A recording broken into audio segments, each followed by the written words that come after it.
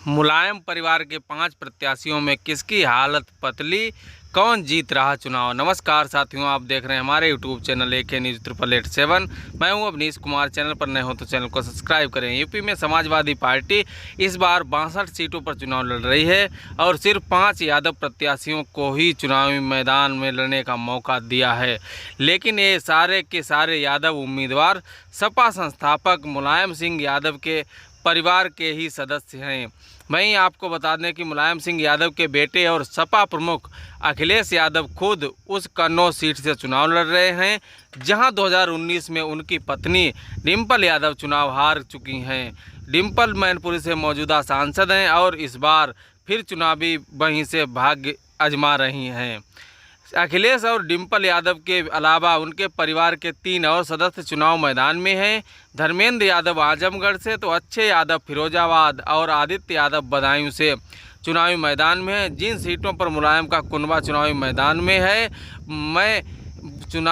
है, उन सभी पर पिछले चरणों में वोटिंग हो चुकी है। वहीं आपको बता दें कि अखिलेश और उनके अलावा सिर्फ पार्टी की फर्स्ट फैमिली के यादव उम्मीदवारों को ही मौका देने के बारे में सपा प्रवक्ता राजेंद्र चौधरी दावा करते हैं कि इसके लिए सिर्फ जीत की संभावनाओं को ही प्राथमिकता दी गई है। उनका कहना है कि इस कदम के लिए पार्टी में हर किसी की मंजूरी थी, लेकिन कई सीटों पर यादव नेताओं ने अन्य जातियों के नामों का प्रस्ताव रखा। इस बार विभिन्न समुदायों के नेताओं को अवसर दिया गया।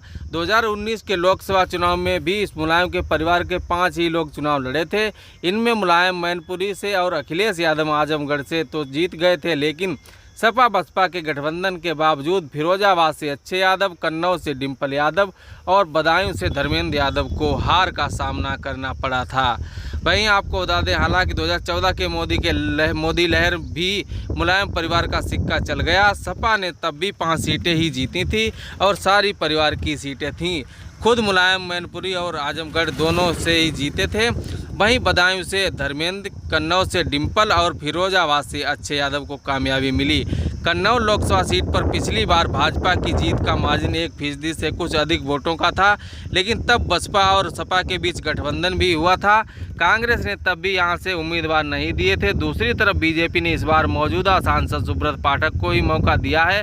ऐसे में BSP के इमरान बिन जफर को जो भी वोट मिलेंगे वह अखिलेश के ही परेशानी बढ़ा सकते हैं। लेकिन मैनपुरी सीट पर डिम्पल रेस में आगे रह सकती हैं। वह यहां से मौजूदा सांसद भी हैं। मुलायम परिवार का गढ़ मानी जाने वाली ये सीट आज तक भाजपा के कब्जे में नहीं आई है और यादव मतदाता बहुल इस सीट पर 26 साल से सपा को कोई चुनावी हार नहीं है।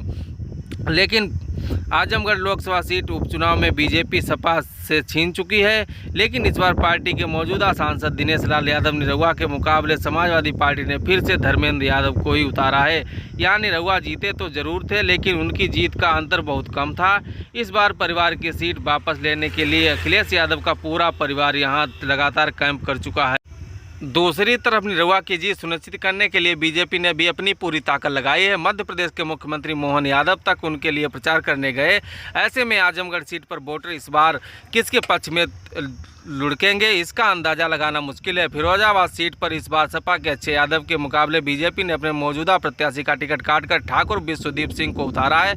वहीं बसपा से सत्येंद्र जैन तक अच्छे के चाचा शिवपाल यादव अपनी अलग पार्टी बनाकर चुनाव मैदान में थे। उस हिसाब से इस बार सपा की स्थिति यहाँ मजबूत लग रही, लेकिन बात फिर से BSP उम्मीदवार की मौजूदगी की है। उसे कितने वोट मिलते हैं, उससे यहाँ सपा और बीजेपी में हार या जीत तय होने की संभावना है।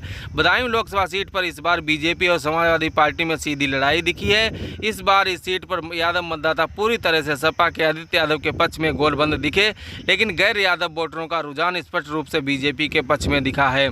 बीजेपी ने इस बार अपनी मौजूदा सांसद का टिकट काटकर दिग्विजय सिंह साक्य को उतारा है, लेकिन बसपा ने पूर्व विधायक मुस्लिम खान को टिकट देकर किसके लिए परेशानी खड़ी की है, यह 4 जून को वोटों की गिनती में ही पता चलेगा। क्योंकि मुस्लिम खान भले ही मुसलमानों का वोट नहीं ले पाए हों, लेकिन दलित मतदाता बाहुल इलाकों में हाथी की दौड़ लगाते देखा गया है।